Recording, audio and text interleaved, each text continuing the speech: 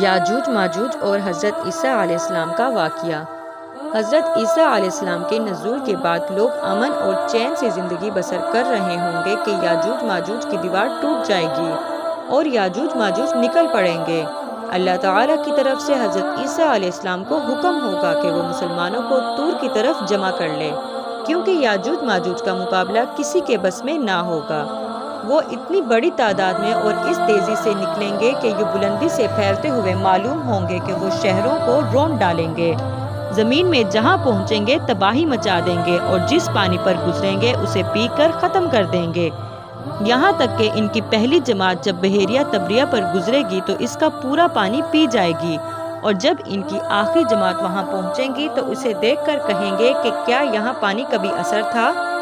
آخر کار یاجوج ماجوج کہیں گے اہل زمین پر تو ہم غلبہ حاصل کر چکے، آؤ اب آسمان والوں سے جنگ کریں۔ حضرت عیسیٰ علیہ السلام اور ان کے ساتھی اس وقت ایسی جگہ کھڑے ہوں گے جہاں غذا کی سخت قلت ہوگی، لوگوں کو ایک بیل کا 700 دینار سے بہتر معلوم ہوگا۔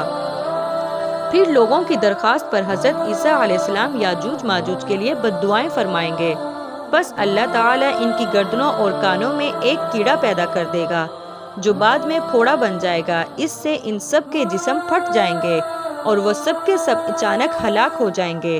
اس کے بعد حضرت عیسیٰ علیہ السلام اور ان کے ساتھی کوہ طور سے زمین پر اتریں گے، مگر پوری زمین یاجوج ماجوج کی لاشوں سے پھٹی پڑی ہوگی، چکناہٹ اور بدبو سے بھری ہوگی، جس سے مسلمانوں کو بہت تکلیف ہوگی۔ حضرت عیسیٰ علیہ السلام اور ان کے ساتھی اللہ تعالیٰ سے دعا کریں گے، بس اللہ تعالیٰ لمبی گردنوں والے بڑے بڑے پرندے بھیجیں گے جو ان لاشوں کو اٹھا اٹھا کر سمندر میں اور جہاں اللہ چاہے گا پھینک دیں گے۔ پھر اللہ تعالیٰ بارش برسائیں گے جو زمین کو دھو کر آئینے کی طرح صاف کر دے گی، زمین اپنی اصلی حالت میں آ جائے گی، پھل پھول اگائے گی۔ دنیا میں حضرت عیسیٰ علیہ السلام ایک امام عادل اور منصف حاکم کی حیثیت سے نازل ہوں گے، اپنی نبوت کا اعلان ہرگز نہیں کریں گے اور نہ یہ کہیں گے کہ اب مجھ پر بھی وحی نازل ہوتی ہے۔ آپ صلی اللہ علیہ وآلہ وسلم کے امتی ہوں گے، ان کی شریعت پر خود بھی عمل کریں گے اور دوسروں کو بھی اس پر چلائیں گے، نمازوں میں لوگوں کی امامت کریں گے۔